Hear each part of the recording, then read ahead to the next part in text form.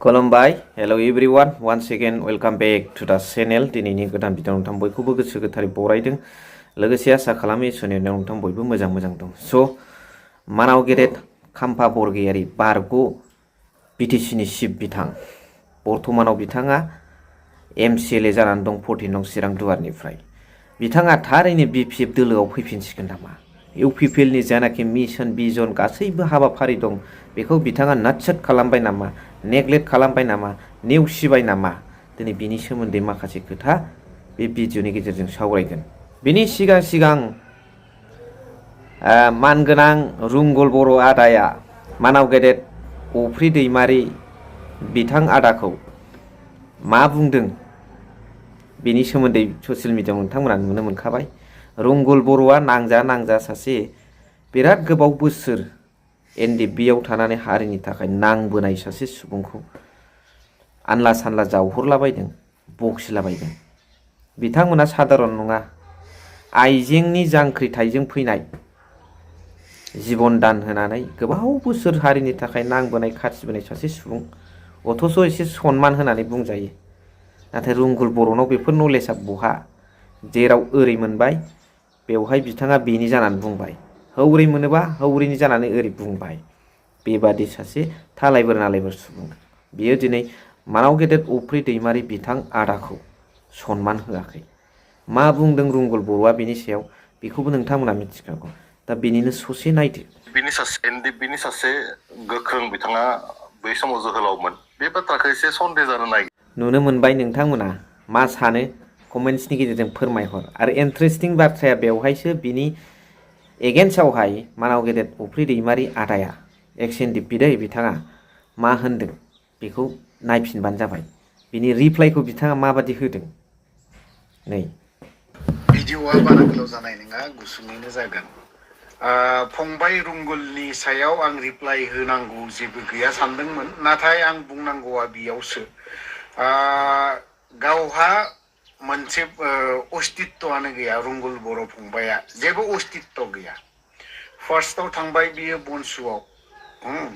बावहाय बिहा दैनि नालाया बन्दमोन टटेलि मोनसे दै क्लिन दै फैनाया टटेलि अफमोन सेकेन्डआव फैबाय बियो इउपिपिएलआव फैना 5 बोसोर बिहा ड्रेना बिराद सार्फमोन दै साफा गोजों दै फैनाया क्लिनमोन नाथाय दा बिहा दा दैनि नालाया बन्द जानानै दङ बे आरो बाथ्राया बिहा जेबो अस्तित्व गैया बिखौ आं अस्तित्व गैयिनि कारनानि बिनो बेयाव मोनसेयाव थांलाय बे मोनसेयाव थांलाय बियो खाबुसो लादों पलिटिकेल पार्टी चेन्ज खालामनो थाखाय बे आरो मोनसे बाथ्राया आं नै बावहाय बुंनो लुबैदों मार्टियासखौ मान सन्मान ना बेफोरबायदि मोनसे बाथ्रा बुंबावदोंमोन मार्टियासनि मुंख्लंफोरनि खोथाखौ बुंदोंमोन आं नै बावहाय बुंगोन बिथांनि जाखिनि बाथ्रा बुंबाय माखासेयाव आङो जेबो रिप्लाइ होआ खारन बिहा अस्तित्व गैजाया मोनसेबो जायगायाव अस्तित्व गैया मार्टियासखौहाय आं ओरैबायदिसो बुंगोन बिखौ जिहेतु प्रमद बर'आ बिथांनि आगदा आखाइ ना प्रमद बर'निनो अक्सिजेन लाग्रामोन बियो दाबो लादों किन्तु बिनि अक्सिजेना बन्द जाहां सानसे समाव सार प्रमद बर' लोगोसे इउजि ब्रह्म सार मोना सोमावसारनानै फैनाय जेब्ला इउपिपिएलआ बै समाव पावाराव फैयाखैमोन सिबायफोर बे समाव सोमावसारनाय समाव सार प्रमद बर'मोनहा आन्दलननि मुङाव गोबां बाथ्रा बुंदों नाथाय फरायसा आफादनि मुङाव गोबां मुंख्लं जालांदों जे मुंख्लं जाखांनायनि उनाव एकर्डबो जादों एकर्ड जाखांनायनि उनाव जेब्ला पावाराव फैदों सार इउजि ब्रह्म लोगोसे सार प्रमद बर' मानगोनां नोंथांमोननि डायनामिक लिडार बिथांमोना इउपिपिएलनि सिरियास मेटार सावरायोब्ला बावहाय फरायसा आफादनि जायफोर मुंख्लं जालांनाय बिथांमोननि मुङाव गिबि माब्लाबा बिसोर कन्डलेन्स खालामफेरदोंना रुंगुल बर' नोंथांनाव आं बे मोनसे कुइसन थाबाय बिथांमोना जुदि मार्टियासफोरखौनो जुदि जेबो दाम होआखै बा राजखान्थियाव हाबनाय लगे लगे बिथांमोना जेबो दाम होआखै सोरबा बिएलटिआनो होन सोरबा एनडिएफबिआनो होन सोरबा एबसुआनो होन सोरबा इउपिपिएलनि जानानै मुंख्लं जालांनायफोर बे इउपिपिएल हानजायावनो दिनै राजखान्थिनि दैदेनगिरिफोरा दंजोबो बिथांमोना माब्लाबा बै मुंख्लंफोरनि मुङाव इउपिपिएल दोलोआ कन्डलेन्स बा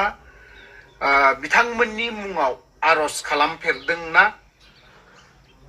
रुंगुल बर' नोंथाङा बेखौ मिथिगौना मिथिया नोंथाङा मोनसेबो जायगायाव अस्तित्व गैजायै फंबाय रुंगुल आं नोंखौ फंबाय बायदि मानियो नाथाय नोङो दैखौ नोंनि दै फैनाय जिहेतु पाइप नाला ड्रेन बेखौ क्लिन खालामनानै लाग्रो बिनि उनाव नोङो बुंबाय थादो आं बेखिनिखौल' बुंगोन रुंगुल फंबाय नुनो मोनबाय नोंथांमोना बिनि सायाव मा सानो कमेन्टनि गेजेरजों फोरमायहर बेजों लोगोसे खाम्फा बरगयारिया ओरैबायदि मिजिं लानानै थांदोंमोन जे दिनै इउपिपिएलआनो देरहागोन थांनाय बिटिसि इलेक्सनाव 2025नि जिहेतु बिटिसि इलेक्सन बेवहाय आरो बेनिफ्राय डेपुटि चिफआ जेब्लाबो गावनि सानदोंमोन नाथाय बिथाङा नुबाय इउपिपिएल दोलोआ लासिंसिं अपोजिसन पार्टिनि रल लानो थाखाय जेसेबां जौखोन्दो देरहानांगौमोन बेखिनि जौखोन्दोबो बिथांमोना देरहायाखै 1/3 भट केन्डिडेट बिथांमोना देरहानो हायाखै इउपिपिएल दोलोआ प्रमद बर' बिथाङा बेखौ बुजिबाय दिनै बुजिनानै बिथाङा सासे पावारलेस जाबाय देरहानो हादोंमालाय मा गभर्नमेन्ट दानो हायाखै पावार गैया बिथांमोना बिजेपिजोंबो गारजाबाय आरो दिनै ओरैबो जाया जेरैबो हाबा मावनो थाखाय पाब्लिकनि कनफ्रन्टेडआवबो बिथांमोना फैनो हायाखै दा बेफोर गासिखौबो लानानै आरो इउपिपिएलनि मेन मिशन भिजनफोरखौ नायबाय जेबो गैया 0-0 रावनोबो होनो हाया आइजोफोरखौ बिथांमोना थगायोसो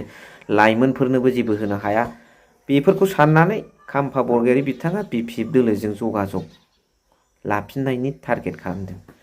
आरो बे फैयोबा सोर फैगोन बेखौ उननि बाहागोआव सावरायगोन लासै लासै नोंथांमोना मिथिगोन दा खाम्फा बरगयारि फैयोब्ला दिनै इउपिपिएलआ सेस दंस गैला दा मानाव गेट खाम्फा बरगयारि बिथांखौबो दिनै बाव फैग्रोमोना ओरैबारै थालायबोर नालायबोर बे मा पजिसनाव मा खेथ्रआव जागोन बेयो हाग्रामा महिलारि सारासो मिथिगौ आरो रायजो राजाफ्रा बिथांखौ माबादि लुबैयो बेखौ कमेन्टनि गेजेरजों फोरमायहरबानो जाबाय लिरनाय नोंथांमोननि बिजिरनो हानाय गोहोआ नोंथांमोननि सायाव स' थेंक इउ भेरि माच फर वाचिं लाभ इउ